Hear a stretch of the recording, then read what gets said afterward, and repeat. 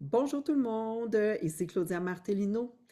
Donc, je suis coach PNL, praticienne également en hypnose et enseignante certifiée. Donc, le but de la présentation aujourd'hui, c'est de faire justement le pont entre les outils de la communication de façon consciente appliquée au coaching sportif.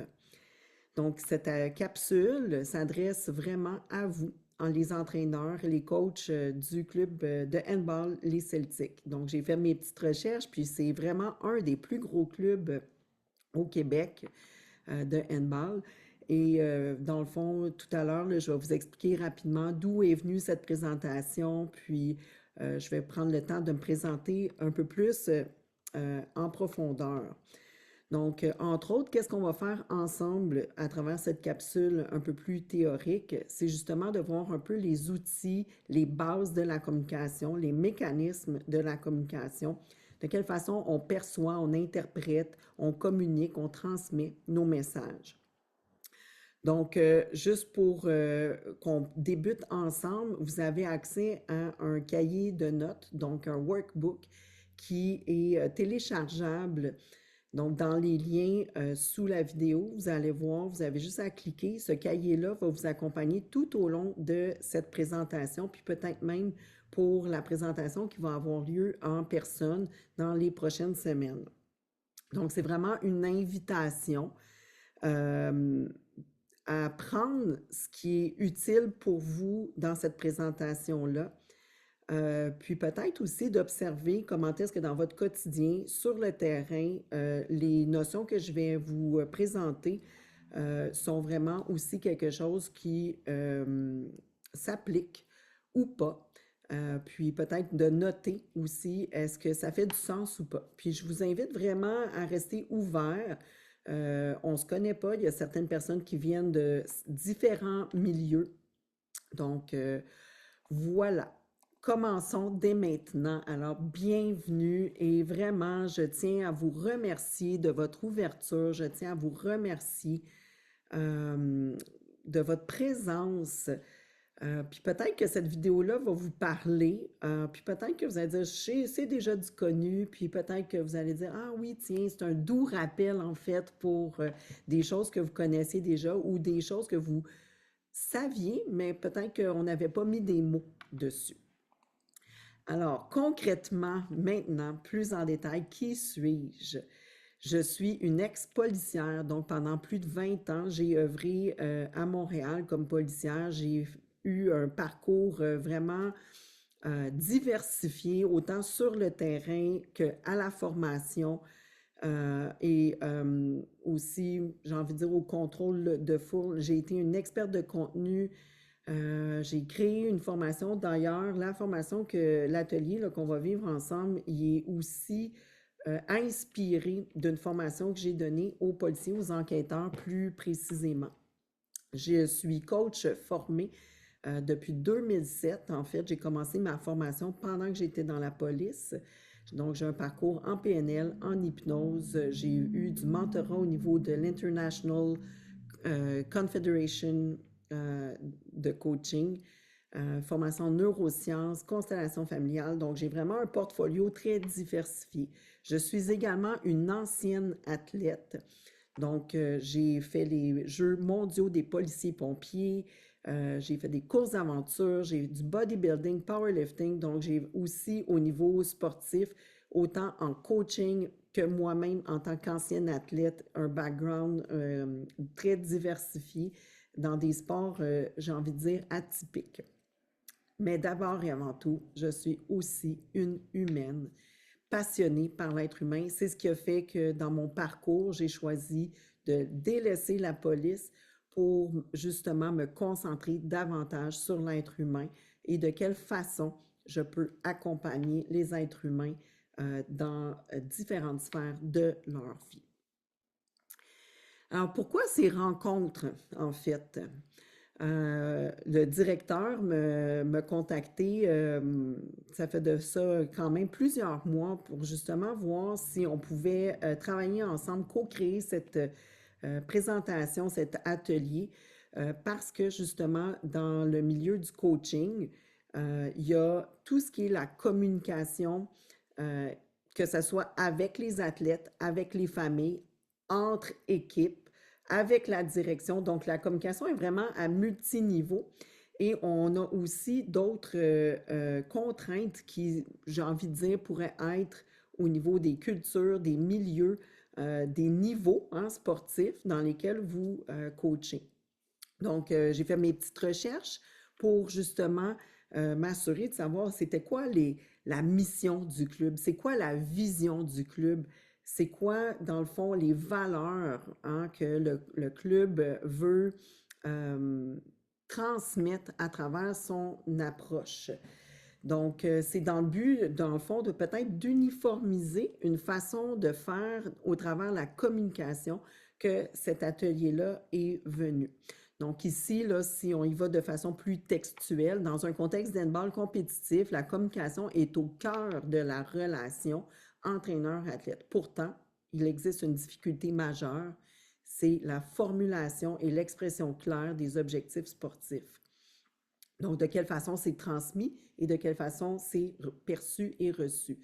Et je vous ramène à, puis là, regardez peut-être, vous avez peut-être déjà vu, mais juste de se ramener à, en fait, quand vous avez accepté de devenir coach, entraîneur sportif, ça a été quoi votre appel? Peut-être que c'est la mission du club, la vision du club, les valeurs du club. Donc, juste de prendre un instant ici puis de se rappeler pourquoi j'ai choisi de devenir entraîneur et de transmettre peut-être une passion à d'autres. OK? Puis on parle à différents âges, différentes cultures, différents niveaux. Donc, le but, en fait, c'est justement ça, c'est de renforcer la clarté, la cohérence, l'impact de votre communication. Et aujourd'hui, j'ai envie de vous offrir déjà quelques pistes, quelques outils, puis vous allez voir dans les prochaines séances qu'on va faire en personne, on va aller un peu plus loin dans les applications concrètes. Donc, d'abord, comme je l'ai mentionné, on va retrouver en première phase ce vidéo qui est à écouter, dans le fond, au complet. C'est 1 heure de votre temps. Donc, on va prendre ensemble pour que, quand on va arriver ensemble concrètement, ben, on va pouvoir appliquer à travers des mises en situation, des plénières, des échanges, je vais vous présenter là, dans les prochaines diapos. Vous avez aussi le PDF, donc le cahier, comme je vous ai dit, allez le télécharger si ce n'est pas déjà fait. J'ai tenté de le faire de façon interactive, mais malheureusement, mes compétences n'en m'ont pas permis. Donc, l'idéal, ça serait soit que vous ayez un carnet à côté pour noter vos réflexions ou encore que vous l'imprimiez si c'est possible pour pouvoir écrire à l'intérieur. Puis s'il y en a qui sont experts au niveau de l'informatique et ils sont capables de le transposer dans un formulaire interactif de style Adobe, vous êtes bienvenus de le faire. Donc, en deuxième lieu, il va y avoir un atelier en personne dans les prochaines semaines où est-ce que justement on va passer de la théorie à la pratique. Et dans un troisième temps, beaucoup plus tard, ben là, on va aller faire des applications concrètes sur le terrain. Donc ça, ce volet-là, c'est vraiment en troisième partie, c'est à suivre. Alors, avant de débuter officiellement, j'aimerais qu'on prenne un instant, tout le monde ensemble. D'abord, moi, je vais prendre le temps de juste me poser parce que quand j'ai préparé, dans le fond, la présentation, effectivement, il y a les attentes du club, hein, les attentes au niveau de la direction, du comité, le conseil d'administration, tout ça. Il y a peut-être vous, ce à quoi vous vous attendez de cet atelier-là. Il y a peut-être ce à quoi vous vous attendez également du club, de la direction. Il y a les attentes qu'on peut aussi avoir envers son équipe. Il y a aussi les attentes qu'on va avoir envers chacun des joueurs, envers la famille. Donc, j'aimerais ça qu'on prenne peut-être la prochaine minute là, du temps pour juste prendre le temps de s'arrêter, peut-être noter en quelque part. Donc, quelles sont les attentes que je vais avoir ou que j'ai déjà par rapport à cet atelier-là? Donc, je vous laisse le temps de réfléchir à ce que vous aimeriez retirer de cet atelier, que ça soit juste à travers la vidéo, que ça soit en personne quand on va se voir. Donc, ça peut être un mot, puis peut-être que vous ne le savez pas. Puis c'est correct, vous pouvez rester tout simplement dans cet espace-là où est-ce que vous dites, ben je ne sais pas à quoi m'attendre.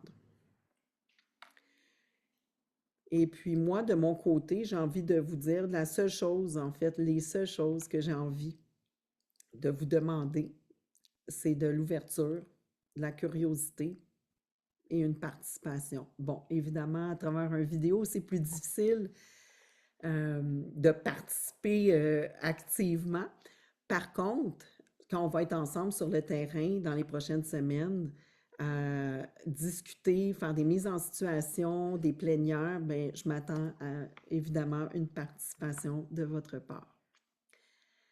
Alors, j'espère que vous avez complété, vous avez terminé de noter. Donc, là, on va rentrer ensemble dans le cœur de la présentation. Donc, spécifiquement, qu'est-ce qu'on va faire ensemble dans les prochaines 45-50 minutes. Donc, on va voir les bases théoriques de la communication, les mécanismes de la communication, filtres et processus internes et évidemment, bien, quelques applications concrètes, j'ai envie de dire conceptuelles, théoriques. Puis là, ben, c'est là aussi que votre apport va être important parce que peut-être que vous avez des exemples concrets de ce que vous voyez, ce que vous notez. Puis c'est là aussi que plus tard, on va pouvoir partager ensemble par rapport à ça. Donc, ici, une petite citation ou une petite réflexion. La force de la communication, c'est de partager notre passion du handball sur et en dehors des terrains en offrant la possibilité au plus grand nombre de pratiquer ce sport. Est-ce que ça vous parle? Hein? Donc, je crois, dans aussi votre mission, c'est de partager hein, la passion de ce sport. Allons-y, donc, déjà avec les bases de la communication. Donc, vous allez voir, la présentation est quand même assez simple. De façon à ce que j'espère être le plus clair possible. Puis si jamais vous avez des questions, n'hésitez pas à les noter, soit dans le carnet, soit à côté, de façon à ce qu'on puisse éclaircir les points ensemble, donc pendant qu'on va être en personne. Donc, est-ce que ça vous dit quelque chose, ça? Donc, les bases de la communication, hein, il y a un émetteur, il y a un récepteur. Donc, il y a quelqu'un qui lance un message et il y a quelqu'un qui reçoit le message. Et à travers ça, il y a tout un univers, hein, dans le fond, qui s'installe entre ce que je veux dire en termes de personnes qui communiquent et ce que la personne comprend, celle qui reçoit le message. Donc, entre l'émetteur et le récepteur, hein, puis là, juste prenez concrètement là, un exemple dans votre vie de tous les jours, de quelle façon parfois on veut nommer quelque chose et de l'autre côté, c'est perçu d'une façon complètement différente. C'était pas à ça qu'on s'attendait. Donc, c'est un peu ce qu'on va voir dans cette section, donc les bases de la communication. Donc, tout ce qui est justement au niveau du message, et c'est quoi exactement la communication. Puis peut-être qu'il y en a pour qui c'est déjà du connu, c'est parfait. Et peut-être que pour certains, c'est nouveau parce que c'est pas des choses nécessairement qu'on apprend de façon, là, j'ai envie de dire concrète à l'école ou en formation. Donc, voilà.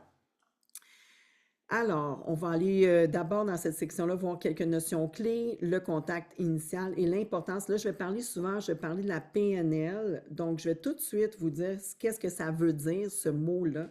C'est la programmation neurolinguistique. Je y vais très rapidement par rapport à cette notion-là, la PNL. C'est qu'il y a des chercheurs dans les années 70, donc Grinder et Bendler, qui étaient dans le nouveau courant de la psychologie, où est-ce qu'ils ont commencé à étudier justement les comportements humains. Ils ont étudié exactement aussi les médecins, les psychiatres qui avaient des hauts taux de réussite avec des gens qui, justement, avaient des pathologies et comment ça, ces personnes-là réussissaient à faire changer, dans le fond, transformer leurs patients de façon à ce que ça soit beaucoup plus bénéfique. Donc, un des chercheurs s'intéressait davantage à la psychologie, tandis que l'autre s'intéressait aussi aux mathématiques, au codage, à l'informatique. Et là, les deux ensemble se sont rendus compte que, dans le fond, le cerveau humain fonctionnait comme un ordinateur et qu'il était possible de changer les programmes qui se trouvent à l'intérieur. Et c'est de là, justement, en étudiant, dans le fond, les psychiatres qui avaient des hauts taux de succès, qui ont dit, bien, comment ils font? Et ils ont vu, dans le fond, qu'il est possible de changer un programme qui est à l'intérieur. Donc, programmation neuro-linguistique. Donc, c'est très rapide, c'est beaucoup plus complexe que ça, mais vous comprendrez que, justement, la communication fait partie de la neurolinguistique et c'est pour ça que j'amène, dans le fond, ces outils, ces pistes-là, puis on pourra en discuter là, plus en profondeur quand on sera ensemble. Donc, je vous laisse lire ici. Entre ce que vous pensez, ce que vous voulez dire, ce que vous croyez dire, ce que vous dites, et entre ce que l'autre veut entendre, ce qu'il entend, ce qu'il croit comprendre et ce qu'il veut comprendre, et ce qu'il comprend, ouf, cela fait 9 possibilités de ne pas s'entendre. Je ne sais pas qu'est-ce que ça éveille en vous de cette citation-là, mais moi, quand j'ai pris contact avec ça, ça a fait, ben oui, il y a beaucoup de possibilités, en fait, qu'entre l'émetteur et le récepteur, il y a plusieurs phénomènes qui puissent se passer dans, justement, le fait de ne pas se comprendre et s'entendre. Alors, on va y aller avec le contact initial. Donc, je pense que c'est une des premières clés importantes quand on parle au niveau du contact initial. Déjà en partant, quand vous avez ouvert la vidéo, vous avez vu une image, vous m'avez vu, puis probablement vous êtes posé la question, mais qui est cette personne?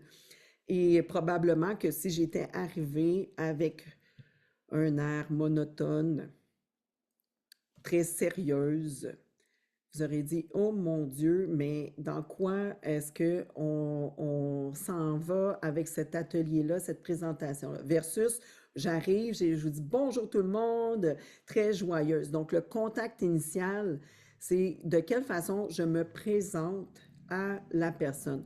Là, ici, dans ce cas-ci, je parle, oui, je parle à un écran, je n'ai pas l'autre côté. Donc, je ne sais pas de quelle façon vous percevez et vous recevez le message. Donc, je ne peux pas observer et obtenir de l'information. Donc, quand je me présente à vous, j'ai le contrôle sur comment est-ce que moi, je peux me présenter. Est-ce que je vais avoir un ton calme, convivial, joyeux, ou est-ce que je vais être plutôt nerveuse, plutôt renfermée, pas avoir tendance à vous regarder, même si je fais comme si vous étiez là devant moi. Donc, de quelle façon je vais justement arriver et me présenter. Donc, quand on observe, c'est justement probablement quand vous arrivez sur le terrain. Je vais faire un petit lien ici. Vous arrivez sur le terrain. Donc, vous êtes capable d'observer vos joueurs. Vous êtes capable, on va parler juste de votre équipe, là. Vous arrivez, je vais dire quelque chose comme ça, un lundi soir à une pratique, puis déjà en partant, en entrant, soit c'est l'équipe qui vient à vous, les joueurs, ou soit vous arrivez, ils sont déjà là. Et là, déjà, puis peut-être que ça va vous parler, vous avez déjà un sentiment à l'intérieur de vous, juste en observant la posture de vos joueurs, en observant leur niveau d'énergie, vous êtes déjà capable de dire, oh mon Dieu, ce soir, il va falloir que je déploie plus d'énergie pour motiver l'équipe. Ou encore, vous en arrivez, vous allez dire, hey, ils sont joyeux, c'est fébrile, il y a de l'excitation, puis là, il y a quelque chose qui dit, hey, ce soir, ça va être une belle pratique. Et là, justement, ça nous permet ensuite d'aller s'adapter. Donc, comment en fonction de ce que je perçois, ce que j'observe, je vais adapter justement mon rythme, je vais adapter le ton, je vais adapter ma connexion. Donc, encore là, on parle, on est dans du non-verbal. Donc, je vais observer, je vais m'adapter. Puis ensuite, il y a la même chose au niveau des mots que je vais utiliser. Est-ce que je m'adresse de la même façon avec des tout petits versus la façon que je vais m'adresser avec des gens qui sont, disons, seniors, qui sont élites? Est-ce que je vais m'adresser de la même façon que des débutants versus avec des experts? Donc, comment est-ce que je vais adapter mon langage pour que les gens puissent justement bien comprendre qu'est-ce que j'ai envie de communiquer comme information? Et ensuite, une autre clé, ça va être de créer le rapport. Donc, le contact initial, j'observe, je vais adapter et je vais créer le rapport. Tout ça, là, ça ne se fait pas par étapes. Hein. Ce n'est pas quelque chose que je vais dire, OK, numéro 1, j'observe. Numéro 2, je m'adapte. Numéro 3, je crée le rapport. Ça se fait vraiment de façon interreliée. Donc, quand je vais créer le rapport, c'est de quelle façon, justement, je vais m'avancer, je vais me présenter, de quelle façon aussi je vais m'assurer d'être bien comprise, de quelle façon je vais pouvoir valider. Est-ce que l'information que je suis en train de transmettre, c'est bien compris? Je vais vous donner un petit exemple. Je travaille également avec des jeunes ados de différents milieux. J'ai un jeune qui provient du Congo et il parle un français, bon, de France. Et quand lui, il est en train de découvrir, exemple, que les cheveux ils peuvent être blonds et la peau peut être blanche, donc il va arriver avec quelqu'un puis il va dire, est-ce que tu es blanc? Puis on va entendre, est-ce que tu es blond? Donc, ça crée un peu une difficulté au niveau du langage. Donc, c'est important de préciser. Puis moi, ben, c'est ce que je fais. Je dis, qu'est-ce que tu veux dire? Est-ce que tu parles de la couleur de ma peau ou la couleur de mes cheveux? Et parce que lui, il est en train d'apprendre justement les différences. Puis il dit, non, je parlais de la couleur de ta peau. Je dis, parfait. Donc, on va aller valider. Est-ce que j'ai bien compris le mot que tu m'as dit? Parce que dans un contexte, ça peut faire vraiment une énorme différence. Puis je ne sais pas si ça, déjà en partant, ça vous rappelle peut-être des cas vécus dans j'ai voulu communiquer quelque chose et ça a été perçu complètement différemment. Et au lieu d'aller valider comment ça a été compris, je suis partie avec ma propre idée en me disant, ben, la personne, elle n'a pas compris, justement. Donc, créer le rapport, c'est d'être vraiment à l'écoute, d'être présent, de pouvoir reformuler, valider pour s'assurer que émetteur, récepteur se comprennent et qu'on puisse favoriser justement ce climat de confiance dès les premiers instants. Donc, faites juste vous imaginer un nouveau joueur qui arrive dans votre équipe pour qui c'est peut-être un changement de catégorie, c'est complètement nouveau, quelqu'un qui passe d'un niveau récréatif à un niveau compétitif.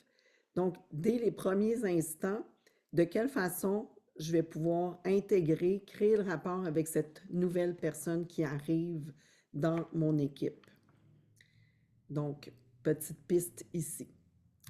Donc, je vous laisse peut-être réfléchir, prendre le temps de respirer et on continue, on poursuit. Donc, on va parler maintenant de l'importance de la PNL dans un contexte sportif. Donc, j'en ai déjà glissé un mot. De quelle façon on va comprendre l'athlète? De quelle façon, déjà nous en partant en tant que coach, en tant qu'entraîneur, je suis capable aussi de comprendre la dynamique de l'équipe parce qu'il faut comprendre que chaque individu a des schémas internes. Également, l'équipe a un schéma interne et le club a un schéma interne. Donc, comprendre le schéma interne, qu'est-ce que c'est? Chaque athlète perçoit, pense et agit selon sa propre carte du monde. Ça, je vais en reparler tout à l'heure dans un prochain une prochaine diapo. Donc, qu'est-ce que c'est cette fameuse carte du monde? Donc, la programmation neurolinguistique permet de décoder justement les schémas mentaux. Puis là, on n'est pas en train de faire du codage, décodage, l'analyse verbale, non verbale. Ça se fait là, de façon tout à fait naturelle. OK? Donc, c'est comme ça qu'on va adapter notre communication. Puis c'est juste des pistes, hein. Comme je vous mentionne, ce ne sont que des pistes. Donc, du jour au lendemain, on ne deviendra pas des spécialistes du décodage des schémas mentaux de l'individu. Donc, c'est quelque chose qui demande la pratique. Mais des fois, juste d'observer, oups, il y a quelque chose qui ne fonctionne pas ou j'ai l'impression d'avoir été mal compris.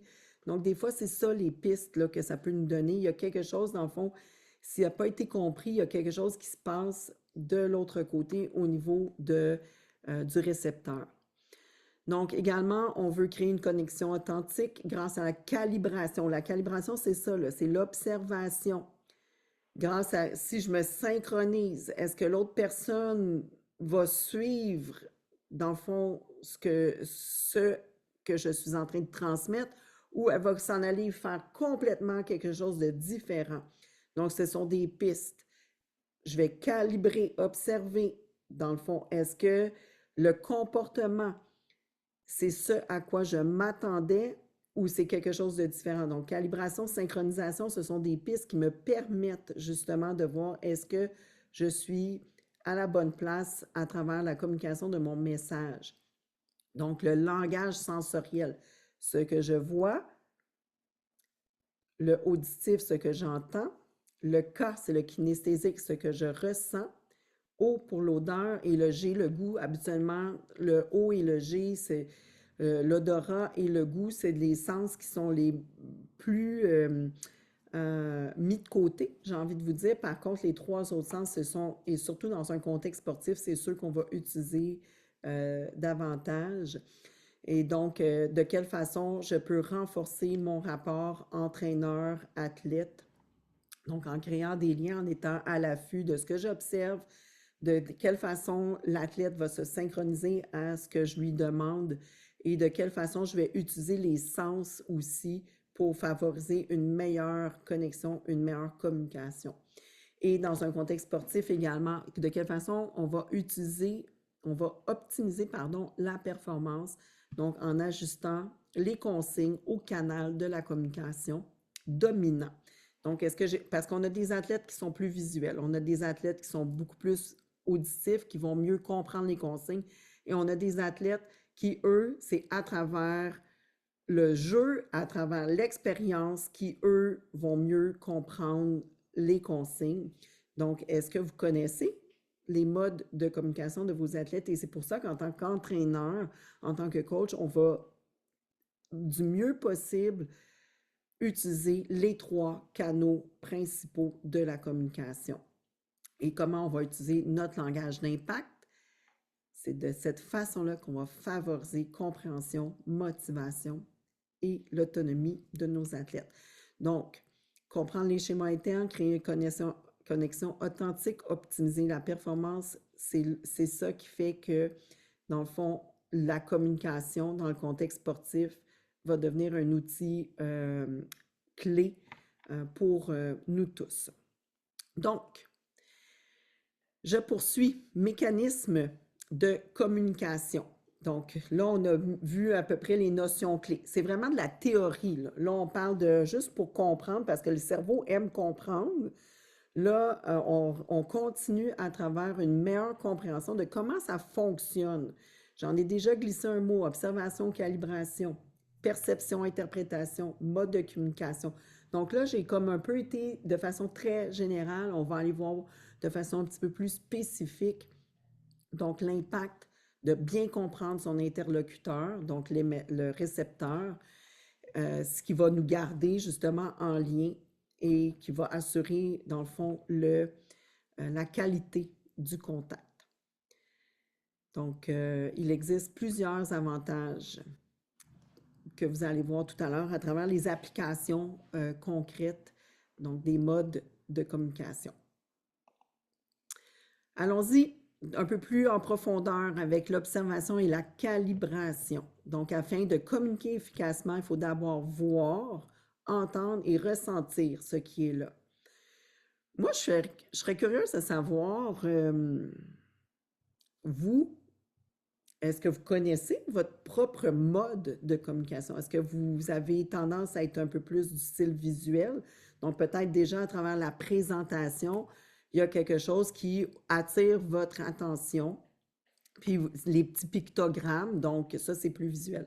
Peut-être que d'autres, c'est de m'entendre pour qui, là, ça crée des pistes. Puis peut-être qu'il y en a d'autres, ceux qui sont dans le kinesthésique, le ressenti, eux vont vouloir avoir le cahier en main, noter, ils vont vouloir, en écoutant les mots, dire, ah oui, ça me fait sentir, ça me fait réfléchir à telle situation. Donc là, on est dans le kinesthésique.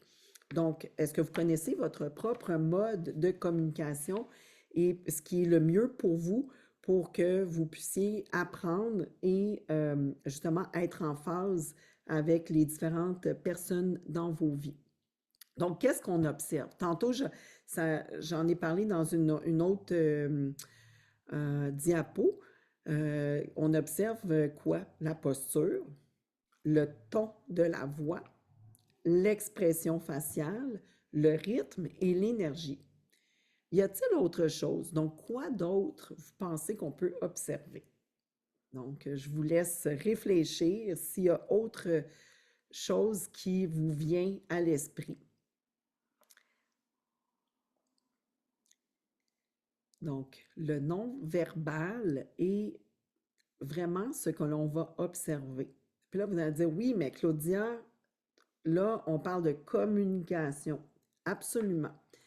Le langage verbal constitue 7%. Donc, les mots qu'on utilise, c'est 7% de ce qu'on va observer et 7% du langage. Le paraverbal, c'est le ton. Donc, si je parle très fort et je vous donne des ordres, versus je vous parle très calmement et je suis très gentille. Donc, ça, c'est 38%. L'intonation va constituer un paramètre important. Et le non-verbal, c'est l'expression faciale, ça va être le rythme, l'énergie, donc tous les autres facettes. Donc, si on s'arrête uniquement aux mots, au langage comme tel, vous allez voir, c'est très peu compte tenu de tout le reste. Donc, je vous invite encore une fois à cette réflexion-là. Donc, de quelle façon le langage non verbal va venir teinter ma communication. Donc, on parle d'observation et en parallèle, il y a aussi la calibration. Donc, quand je vais observer tous ces paramètres-là, de quelle façon je vais calibrer? Calibrer, c'est justement m'adapter, m'ajuster. Donc, en peaufinant mon attitude, en me synchronisant, et ça va être se faire de façon très subtile. Donc, on ne veut pas mimer ni singer. Par contre, on va se synchroniser, se mettre au même niveau que notre personne qui reçoit le message. Donc, on va vraiment s'ajuster et s'adapter de façon le plus naturelle possible. Et je suis certaine et convaincue que vous le faites déjà. Donc, quand vous êtes avec des plus jeunes versus des plus vieux, quand vous êtes avec des plus expérimentés versus des moins expérimentés, quand vous vous adressez, par exemple, à un entraîneur d'une autre équipe ou aux parents. Donc, on va s'ajuster en fonction de à qui on s'adresse et de quelle façon j'ai envie aussi que le message passe. Donc, on tombe maintenant dans la perception et l'interprétation. Ça, c'est vraiment intéressant parce que, justement, à travers nos filtres, hein, donc ce que je vois, ce que j'entends, ce que je ressens, ce que je sens, je vais percevoir. OK? Je vais percevoir en fonction de mon histoire, en fonction de ma culture, en fonction de mon état interne. Si je me suis levée un matin, dans le fond, j'étais un petit peu plus fatiguée. Je vais peut-être avoir tendance à percevoir, capter des choses qui, en temps normal, quand la vie est belle, je suis joyeuse et enjouée, je vais les capter différemment. Donc, je vous invite encore à cette réflexion-là. De quelle façon, selon votre état interne, vous allez, votre perception sera influencée? De quelle façon le contexte aussi peut avoir une influence sur votre perception? De la même façon que l'on perçoit, on va aussi interpréter. Donc, en fonction de l'information que je reçois, donc mes filtres, hein, c'est comme toute l'information que je reçois va passer à l'intérieur de mon cerveau, de mes filtres du cerveau. Et là, ça va faire en sorte que je vais interpréter. Et là, encore une fois, ça peut être des biais cognitifs. Donc, par exemple, on va vous dire, ah, telle personne, il y a quelqu'un qui va déjà vous donner une piste sur une personne, de quelle façon elle agit, elle se comporte. Bien, ça va venir vous donner un biais. Donc, plutôt que de vous faire confiance à ressentir, percevoir en fonction de vous, vous allez interpréter en fonction de ce que quelqu'un d'autre vous a déjà nommé. Donc, on a aussi les filtres, comme je nommais, on a notre histoire personnelle, on a notre culture, on a le contexte du milieu. Donc, ça, c'est les différents filtres par lesquels, justement, on va interpréter. On a aussi nos expériences, notre état émotionnel. Donc, perception, interprétation. Puis je ne sais pas si à ce moment-ci, vous dites, ben oui, des fois, moi, ça m'arrive et moi-même, ça m'arrive de percevoir quelque chose et de l'interpréter, tandis que ce n'était pas du tout ce dont il était question. Donc, je vous invite à noter de quelle façon peut-être vous avez tendance à percevoir parfois. Peut-être vous avez un exemple, un cas sur le terrain, hein, où est-ce que vous avez perçu une situation et que ça a été interprété. Puis là, j'ai envie de vous dire, est-ce que à travers des fois un jeu, on peut percevoir un jeu et l'interpréter, ce qui va faire en sorte qu'on va peut-être créer une action justement en fonction de ce qu'on a perçu et ce que l'on interprète. Donc, j'en ai parlé, encore une fois. Donc, j'ai parlé, je vais juste avancer. Je pense que, voilà, j'en avais parlé tout à l'heure, donc des filtres et processus internes. Donc, les filtres personnels, c'est quoi? C'est nos valeurs, nos croyances, nos expériences. Les biais de perception, c'est qu'est-ce que je vais sélectionner, c'est ce que je remarque. La distorsion, ce que je veux modifier. La généralisation, ce que je crois vrai partout. Vous savez, les fameux « ils sont tous comme ça ». Les fameux « ah oui, exemple, cette équipe a toujours fonctionné de cette façon-là. Le club a toujours été comme ça. » Donc ça, c'est une généralisation. Ensuite, on a le modèle du monde. J'en avais parlé tout à l'heure, hein?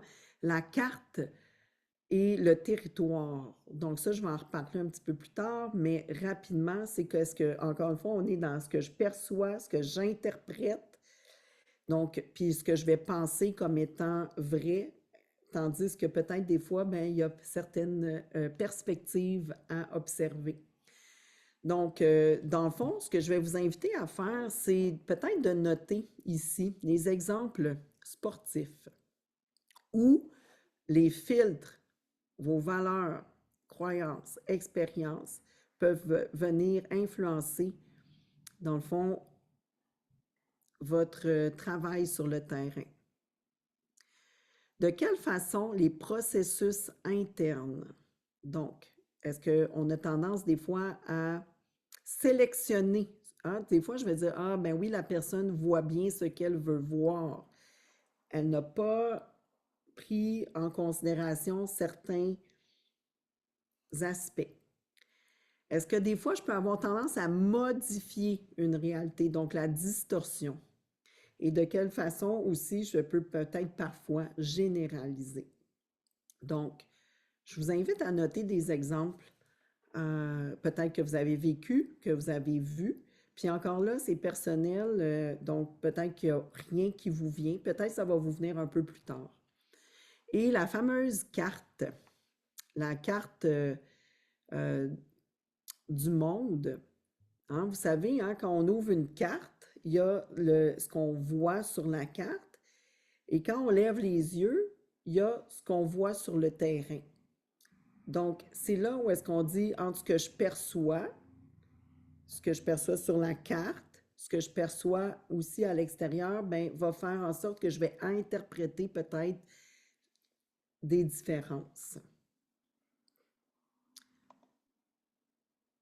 Donc, les filtres personnels colorent notre perception, influencent ce que nous disons et ce que nous entendons. Nos valeurs filtrent notre attention, orientent nos priorités et peuvent faciliter ou créer des tensions. Puis ça, je vais vous inviter aussi à peut-être noter quelles sont vos valeurs. Et aussi peut-être, petit devoir, est-ce que vous connaissez les valeurs du club? Donc, est-ce que je les avais mis là, au tout début de la présentation. Donc, peut-être qu'il y en a qui vont reculer, là, puis ils vont aller voir parce que c'était dans une des premières diapos. Donc, les valeurs, hein, de quelle façon ça peut venir teinter notre expérience, nos croyances aussi. Donc, détermine nos interprétations des situations. Donc, s'il ne me regarde pas, c'est qu'il ne m'écoute pas. Ça, c'est une croyance. Les croyances peuvent également ouvrir ou fermer des possibilités. Donc, je peux m'adapter à chaque athlète versus il y en a qui ne comprendront jamais. Nos croyances sont souvent inconscientes et vont influencer notre langage, le ton et notre attitude sans que nous nous en rendions compte. Et nos expériences passées servent de référence interne. Nos réactions actuelles sont souvent teintées de souvenirs ou d'événements antérieurs, peuvent colorer notre perception d'un athlète, d'une situation ou d'un ton. D'un ton. Oui, c'est ça. Donc, c'est le ton, hein, que je vais utiliser si, par exemple, moi, j'avais un coach quand je faisais du bodybuilding qui était très, très directif. Puis tout ce qu'il fait, j'allais dans son bureau pendant 5 minutes, puis je vous le dis, quand je savais que j'avais une rencontre avec lui, je me préparais parce que je le savais. Le temps était compté, il était très directif, c'était vraiment un ton, OK, je veux voir tes poses, qu'est-ce que tu as fait, montre-moi qu'est-ce que tu as fait, puis tout ça. Et par conséquent, le fait qu'il avait cette directivité-là avec moi, pour moi, ça fonctionnait parce que ça faisait que je faisais mes devoirs. Par contre, j'ai connu une autre athlète qui a eu le même coach avec qui ça n'a pas fonctionné parce qu'il était trop directif dans le ton de voix qu'il utilisait. Puis versus un autre athlète avec le même coach pour qui, au contraire, aussi, c'était vraiment un succès. Donc, c'est juste de voir, hein, quand je vais utiliser le ton et l'effet, qu'est-ce que ça vient réveiller à l'intérieur d'un athlète. Si je crie versus si je suis directive, je vais avoir la même chose qui est communiquée, mais de façon différente.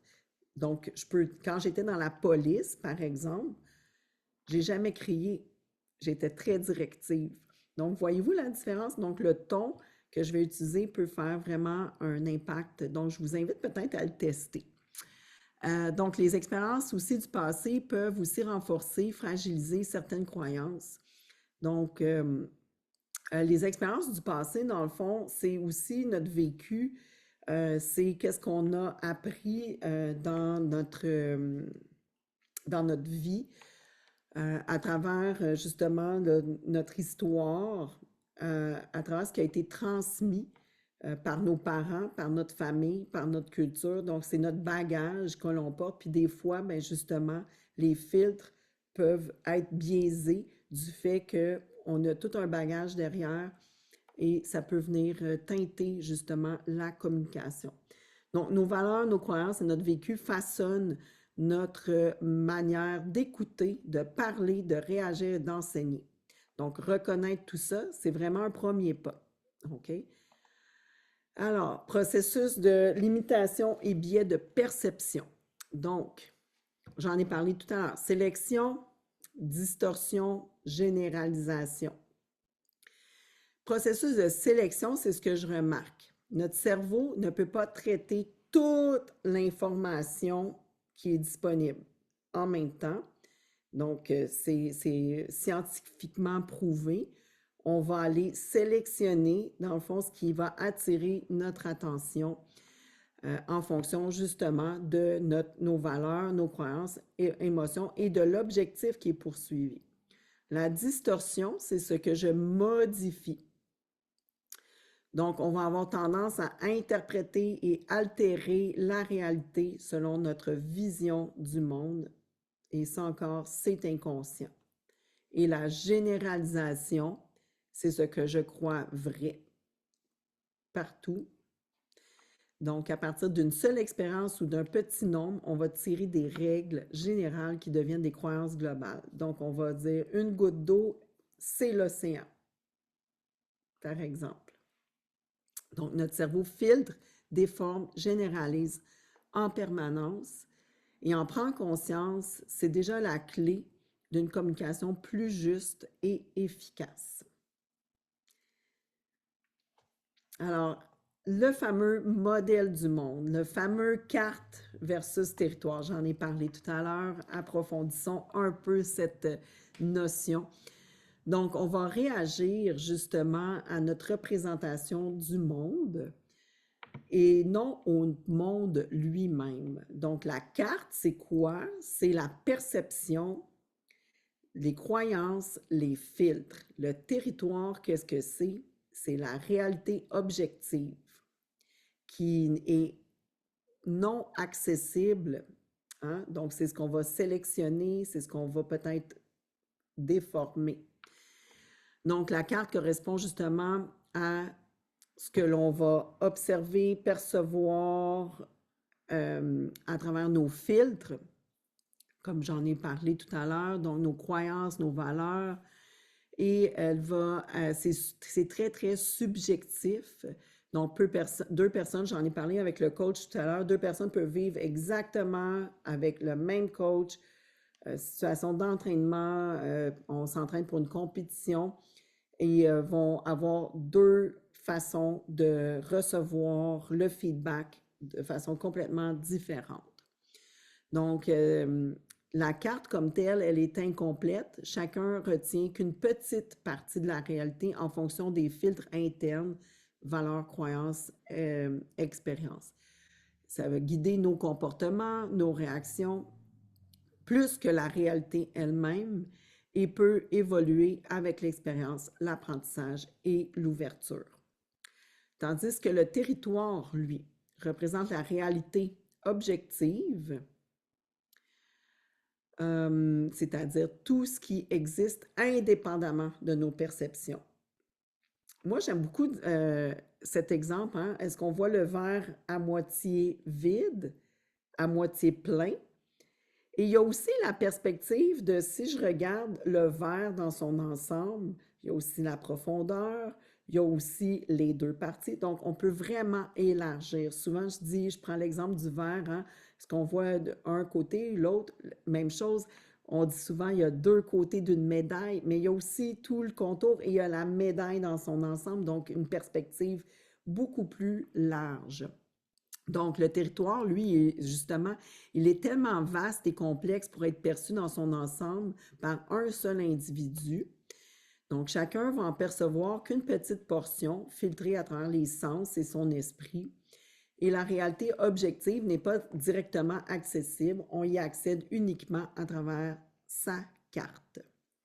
Donc, reconnaître cela peut éviter de croire notre vision, que notre vision est la vérité absolue. Donc, la carte n'est pas le territoire. Nous réagissons à notre représentation du monde et non au monde lui-même. Alors, jusque-là, je ne sais pas si pour vous, cela fait du sens. J'ai comme l'impression de vous avoir soumis là, beaucoup d'informations, donc notions clés, hein, les bases théoriques, émetteurs, récepteurs, il y a tout un univers entre les deux. On a parlé de l'observation, de la calibration, on a parlé de la perception, de l'interprétation, on a parlé des mécanismes, hein, justement de la communication. On a parlé des filtres et des processus. Donc, les processus, là, c'est justement la carte n'est pas le territoire, tous les filtres, les billets, les croyances, les valeurs. Donc, ça fait beaucoup d'informations. J'ai comme l'impression de vous envoyer ça, là. Donc, n'hésitez pas à regarder la vidéo, faire des arrêts, revenir derrière, prendre le temps de regarder la diapo s'il y a des choses qui semblent pas claires. Et de la même façon, notez vos questions. Là, on s'en va maintenant dans les applications concrètes. Ha, ha. Donc, on va relier là maintenant, là, ça c'est la partie peut-être qui nous intéresse un peu plus, hein. Là, on est parti de la théorie, des gros concepts. Sachez qu'en temps normal, juste les bases et l'initiation aux outils de la PNL, c'est un week-end complet. Là, je vous fais ça à l'intérieur d'un quelques minutes. Donc, on s'entend que c'est vraiment des notions que je vous lance comme ça. Puis, évidemment, on aura l'occasion de s'en reparler et de le vivre, dans le fond, lors de nos ateliers en personne.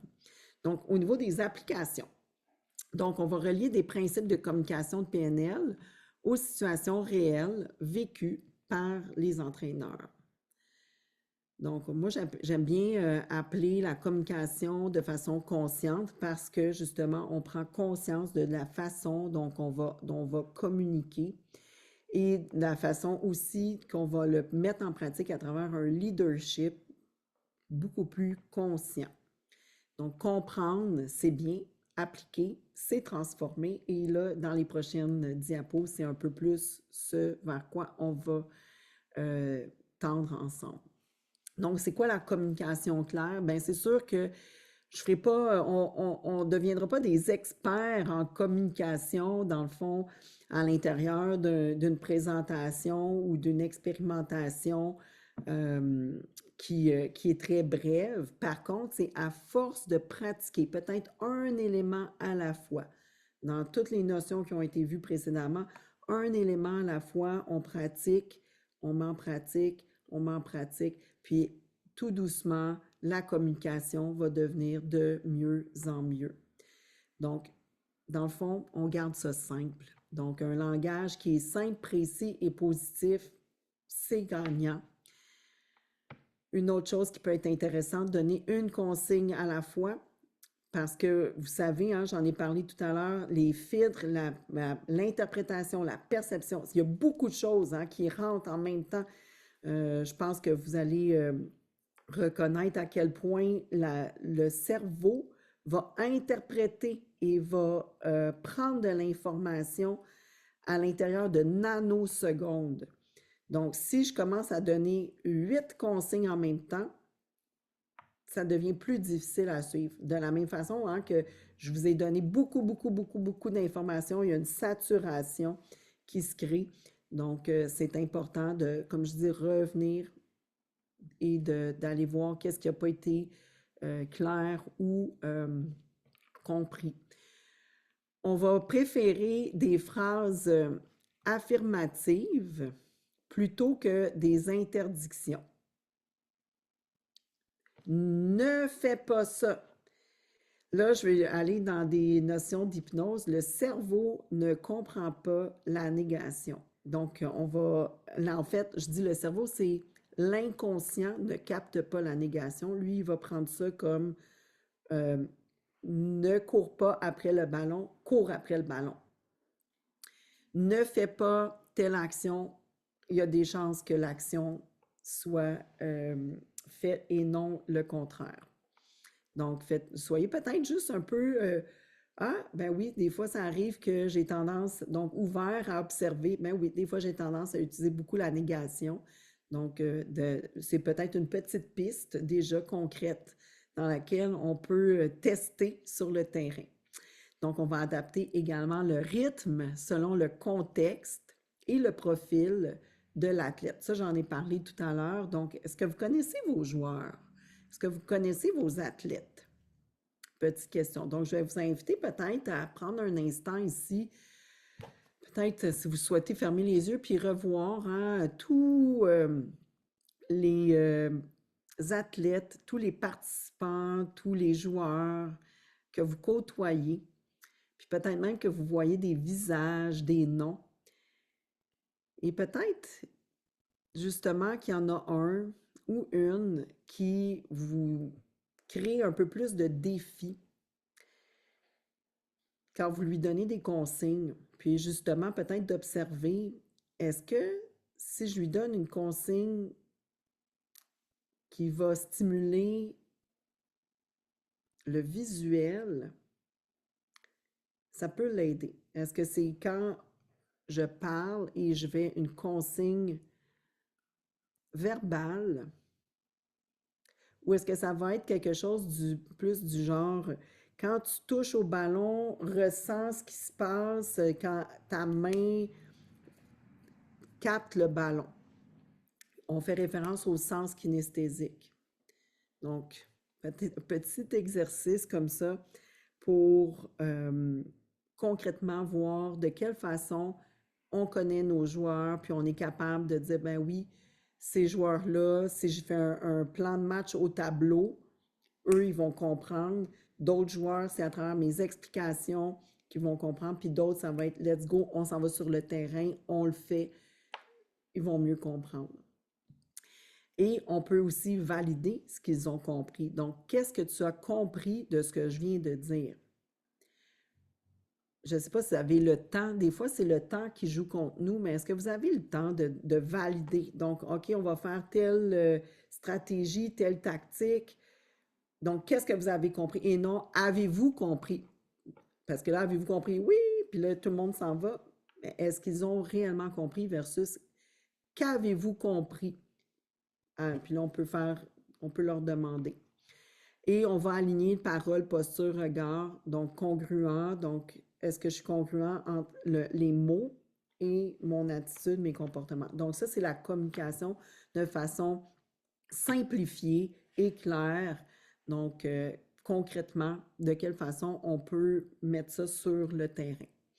Ensuite, de quelle façon on va utiliser notre leadership, donc notre façon d'être un bon coach, un bon entraîneur, un leader, un motivateur. Donc, c'est être conscient d'abord de soi, de son propre état intérieur avant de communiquer. Des fois, on a notre, je sais pas, on a notre journée derrière, on a des soucis derrière, on arrive à notre pratique ou on arrive à notre match. C'est comme un peu notre exutoire pour pouvoir laisser se transformer ces défis-là qu'on a vécus. Donc, quelle est ma motivation aujourd'hui à être sur le terrain? Est-ce que je suis là pour moi ou est-ce que je suis là pour le bien des joueurs? Est-ce que je suis là pour le bien de l'équipe? Donc, se remettre dans le fond dans cette énergie, prendre un instant. Moi, j'aime bien, avant de faire une présentation, justement, prendre un moment de respirer, puis me connecter, comme je dis, à l'objectif, dans le fond, de la présentation. Donc, on veut cultiver sa présence, son écoute active. On veut observer, ressentir, s'ajuster soi-même. reconnaître et valoriser les efforts, donc, et non seulement les résultats. On aime ça, gagner, hein? On est des personnes, je crois, qui on focus sur, on met beaucoup de valeur à gagner, on met beaucoup de valeur à terrain acquis, terrain gagné. Et de quelle façon on va aussi reconnaître le processus, de quelle façon on va reconnaître tous les efforts, les entraînements qui ont été mis de l'avant pour se rendre jusqu'à ce résultat-là. Donc, c'est important de le souligner. Et de la même façon, comment on va utiliser la communication comme un outil de développement et non de contrôle. Petite piste ici également. Donc, est-ce que je veux contrôler mon équipe ou est-ce que je veux travailler à développer les habiletés, les stratégies, les tactiques et faire partie de l'équipe pour les amener à progresser. Donc, la cohérence du coach crée la sécurité et la confiance. Puis là, ben, je vais vous inviter également ici à dire, est-ce que justement revenir à cette pratique, à ce moment où est-ce que vous êtes avec vos athlètes, est-ce que vous avez l'impression justement que vous portez cette attitude de sécurité et confiance en ce moment? Puis soyez honnête, c'est une réflexion que je vous invite à faire, vous avec vous. Moi, j'aime bien utiliser sur une échelle de 0 à 10, 0 étant pas du tout, 10 étant 100%.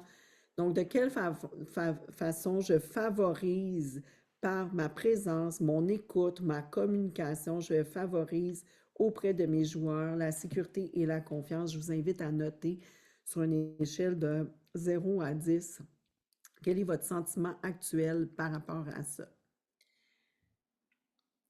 Et de quelle façon encouragez-vous l'autonomie et la responsabilité? De quelle façon vos joueurs, vos athlètes sont co-créateurs du processus et du résultat? Donc, de quelle façon êtes-vous ouvert à recevoir les pistes, les suggestions? Et je parle des joueurs, mais ça peut être des autres coachs, ça peut être de la direction, ça peut être des parents, de la famille. Donc, de quelle façon êtes-vous ouvert, donc, à co-créer la solution avec les autres personnes? Encore là, je vous invite peut-être à utiliser une échelle de 0 à 10. 0 étant « je ne suis pas ouvert du tout » et 10 étant « oui, 100%, j'utilise les autres personnes comme étant, faisant partie de la solution et co-créateur de ce processus et du résultat.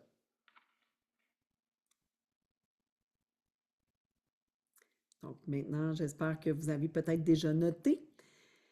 Allons-y avec une autre application des outils de communication et du coaching.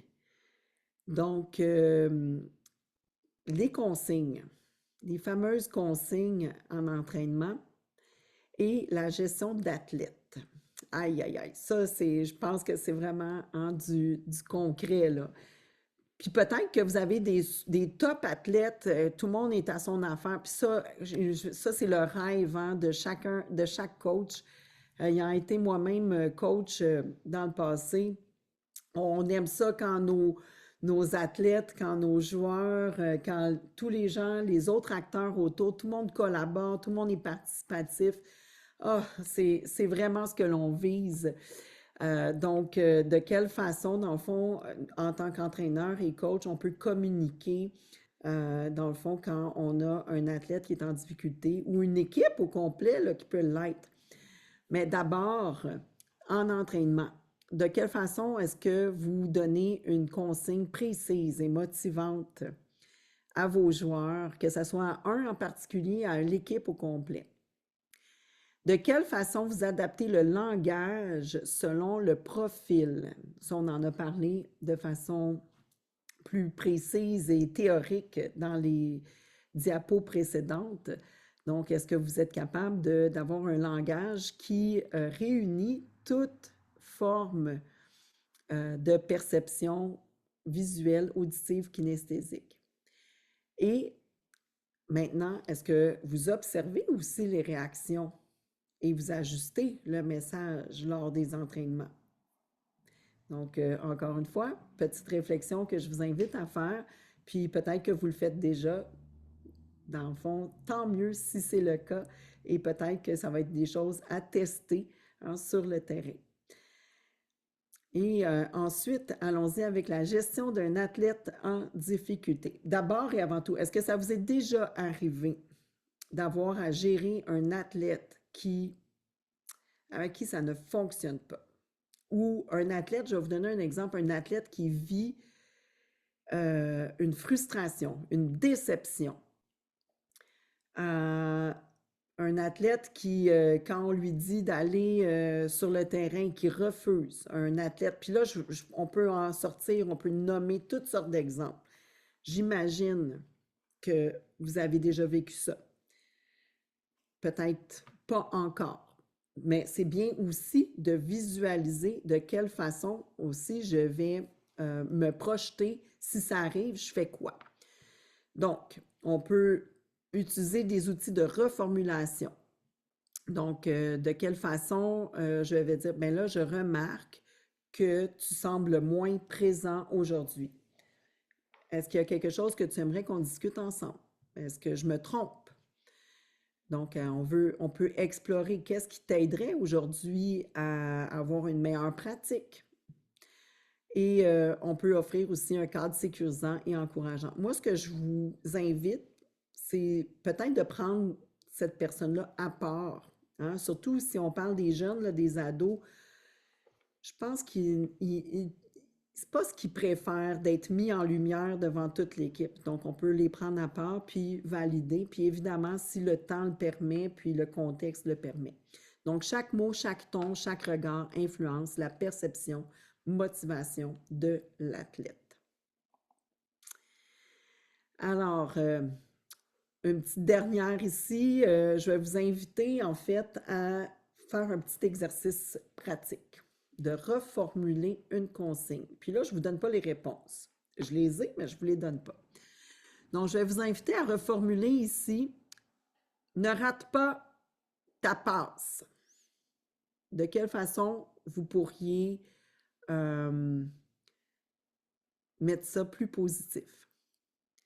Soyez concentrés. De quelle façon vous pourriez reformuler également cette consigne? Donc, allez-y, vous pouvez noter dans vos carnets. Et ensuite, comment donner un feedback constructif? Donc, on va remplacer un jugement par une observation. Là, encore une fois, je laisse le blanc, je vous laisse compléter. De quelle façon on peut reformuler le feedback de cette façon quand je dis « tu ne fais pas attention », je vous laisse aller. On peut ajouter également une ouverture. Que pourrais-tu faire différemment au prochain essai? Qui pourrait être également un feedback. Donc, quelle consigne ai-je donnée récemment qui aurait pu être reformulée d'une manière plus positive ou plus claire? Donc, je vais vous inviter à cette réflexion-là, d'observer dans les dernières pratiques, peut-être les derniers jeux, les dernières compétitions. De quelle façon est-ce que vous avez été clair dans vos consignes et que vous auriez pu faire mieux ou différent? Puis je vais vous inviter à le noter parce qu'on va pouvoir en discuter ensemble en personne. Alors, nous avons maintenant à la fin de cette présentation, cette longue présentation. Alors, si vous avez été à l'écoute jusqu'à maintenant, d'abord, je vous tiens vraiment à vous remercier. Ça a été beaucoup, beaucoup d'informations en très peu de temps, beaucoup condensé. Donc, qu'est-ce qui est à retenir? Donc, les notions essentielles et les éléments clés de la communication. Si vous n'avez pas tout retenu, c'est correct. Il y a peut-être une piste, un mot, une notion qui est venue et qui a fait comme « Ah, ben oui, je vais peut-être essayer de mettre ça en pratique. » Un autre point important, aligner parole et comportement. Je vous invite également à réfléchir à votre pratique et de renforcer peut-être des liens. Puis si les liens sont déjà très forts, de quelle façon on peut continuer de les renforcer. Donc, ce que je vous invite à faire, c'est s'il y a des choses que vous dites, ah mon Dieu, j'ai été très, très rapide, vous pouvez revenir en arrière sur la vidéo et réécouter les passages ou lire, dans le fond, la diapo qui concerne l'information. Ce que je vais vous proposer également, c'est de noter toutes les questions auxquelles je peux peut-être répondre lors de notre séance en personne. Alors, maintenant, nous arrivons à la conclusion. Pour inspirer le changement, le coach doit d'abord cultiver sa propre conscience. Continuer à explorer et appliquer ses outils pour améliorer l'impact de son coaching. Donc, je vous invite pour la prochaine rencontre à noter dans votre cahier, dans le workbook, donc toutes les pistes, les questions que vous avez, j'en ai parlé, les réflexions. Si vous avez des exemples, des notes personnelles, je vais vous inviter à les amener lors de notre séance ensemble. Puis, ce que je vais vous proposer également comme exercice, c'est d'identifier une situation réelle de communication que vous aimeriez améliorer afin là, justement qu'on puisse voir ensemble comment on peut mettre tout ça en pratique. Donc, apportez vos questions, amenez-vous dans votre ouverture, votre curiosité. Alors, c'est dans l'action consciente là, que nous allons justement mettre en pratique pour une transformation. Alors voilà, je vous souhaite à tous et à toutes vraiment une bonne intégration. Si jamais il y en a qui ont des questions, puis vous voulez me rejoindre, ça peut être sur Messenger ou encore par courriel. Donc, n'hésitez pas à m'écrire vos questions. Ça va me faire plaisir parce que moi, ça va m'aider aussi à me préparer à nos rencontres. Là, j'ai vu également qu'il y avait une petite coquille, donc je vais tenter de la corriger pour les prochaines. Mais bref, je vous remercie sincèrement de votre attention et de votre collaboration. Puis je remercie le club également de cette opportunité de vous faire cette présentation-là. Puis je sais, là, si jamais vous avez vu qu'il y a des petites coquilles dans la présentation, j'en suis sincèrement désolée. Des fois, c'est des choses qui arrivent et c'est après 3-4 lectures qu'on fait « Oups, j'avais oublié cette petite chose ». Donc, sur ce, je vous souhaite vraiment une bonne intégration dans la pratique et on se revoit tout bientôt